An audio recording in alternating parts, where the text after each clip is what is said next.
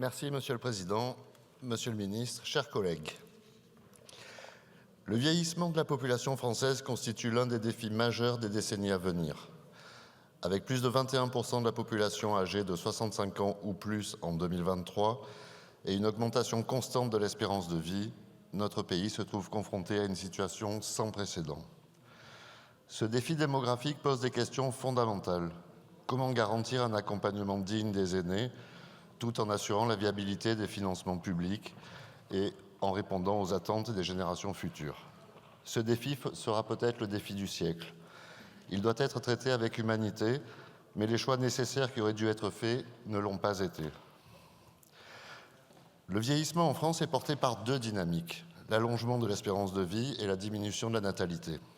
D'ici 2030, les premières générations du baby-boom, nées après 1945, atteindront 85 ans.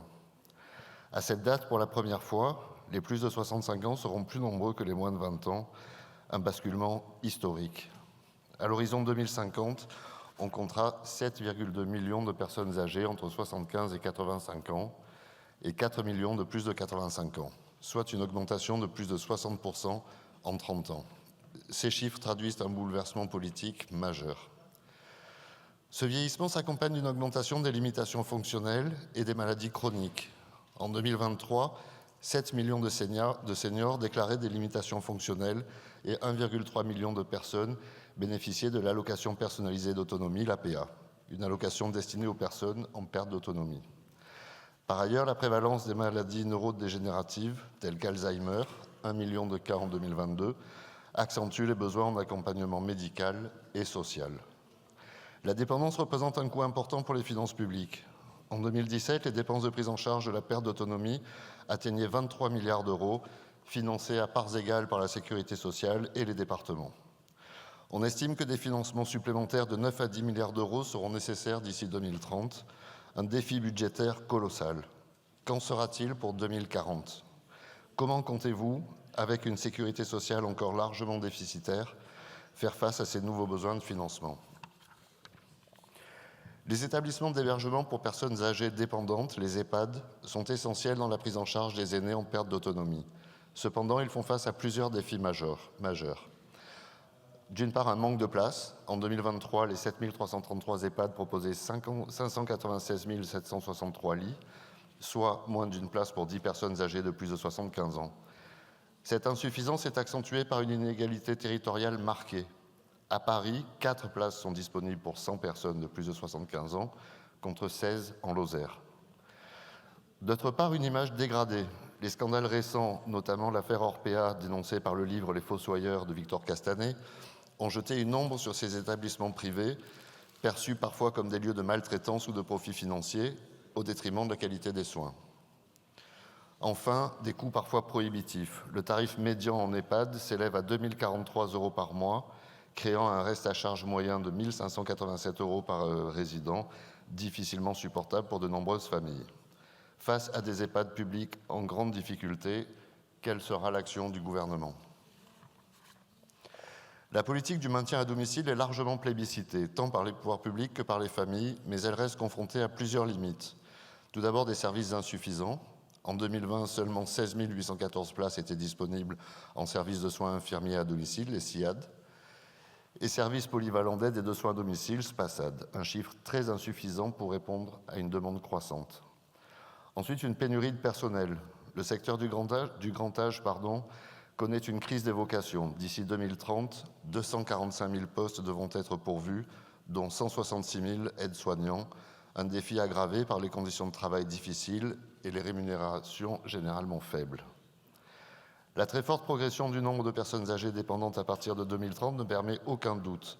Les EHPAD continueront de constituer l'offre centrale. Les résidences autonomie et l'habitat inclusif représentent des alternatives intéressantes, mais elles restent marginales. Ces solutions nécessitent un soutien accru pour offrir une réponse crédible aux besoins des personnes âgées modérément dépendantes. En conclusion, au sein du triptyque soins, sanitaires, hébergement, quel équilibre entendez-vous trouver ? Chaque solution et modulation peut s'entendre, mais correspondra à une architecture de prise en charge, de remboursement et d'adaptation locale. Ainsi, les résidences médicalisées font de la prévention. Un jour à l'hôpital coûte à l'assurance maladie le même prix que 2 mois en résidence médicalisée. À l'inverse, certaines solutions d'hébergement pourraient être proposées selon des tarifs plus ou moins libres en fonction des moyens des familles, le tout en s'assurant d'une offre accessible sur tout le territoire. La prise en charge des personnes âgées repose sur une gouvernance complexe et morcelée. Il y a les départements qui gèrent l'APA et financent les services d'aide à domicile. Pour sa part, l'État qui finance les soins en établissement via la sécurité sociale.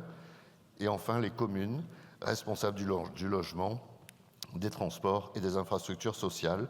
Elles se trouvent en première ligne face aux enjeux du vieillissement. Cette fragmentation engendre des incohérences dans la prise en charge, notamment dans les réponses territoriales aux besoins des aînés. Les disparités territoriales sont criantes, tant en termes de services que d'équipements. Les régions rurales et les petites communes, souvent mieux équipées en EHPAD publics, peinent à attirer des professionnels, tandis que les zones urbaines, confrontées à un coût élevé du foncier, attirent plutôt les EHPAD commerciaux aux tarifs plus élevés. Une meilleure coordination entre les échelons locaux, communes, départements et l'État est indispensable pour harmoniser les réponses. Quel échelon, selon vous, devrait être pilote ? Par exemple, les communes pourraient, en tant que responsables du PLU, s'occuper de trouver le foncier et de l'attribution d'une délégation de service public avec le maire ou un adjoint au conseil d'administration. Le département, déjà autorité pilote pour les questions sanitaires et sociales, pourrait être chargé de la gestion financière de la partie soins de dépendance, aujourd'hui aux mains des ARS, mais l'expérimentation pilote en cours étendue par le PLFSS pour 2025 est en train de prouver qu'un autre système est possible. Enfin, pour la question de l'hébergement, plus de liberté pourrait être envisageable. Le vieillissement a mis en lumière une crise systémique dans les métiers du grand âge. Les aides-soignants, accompagnants éducatifs et sociaux subissent des conditions de travail éprouvantes, marquées par des rythmes intensifs et une forte sinistralité. Le taux de pauvreté parmi ces professionnels atteint 17,5%, soit presque 3 fois plus que la moyenne nationale des salariés. Les départs massifs de professionnels aggravent la situation. En 2022, 9% des EHPAD avaient des postes d'aide-soignants vacants depuis plus de 6 mois. Les rapports successifs, qu'il s'agisse de la Cour des comptes ou des enquêtes parlementaires, dénoncent un encadrement insuffisant dans les EHPAD et les services d'aide à domicile. En 2018, on estimait que chaque résident d'EHPAD bénéficiait de moins d'1 heure d'accompagnement direct par jour, une situation jugée indigne d'un pays développé. Qu'en est-il de la qualité du suivi par un médecin traitant ou par les kinésithérapeutes qui peuvent parfois être tentés de ne se tourner que vers les établissements les plus rémunérateurs pour eux, avec parfois une qualité de suivi à désirer? Quelle tarification leur apporter? Tarif libre, tarif global? Les financements actuels ne permettent pas de répondre pleinement à la demande, ce qui soulève la question de la soutenabilité du modèle social français.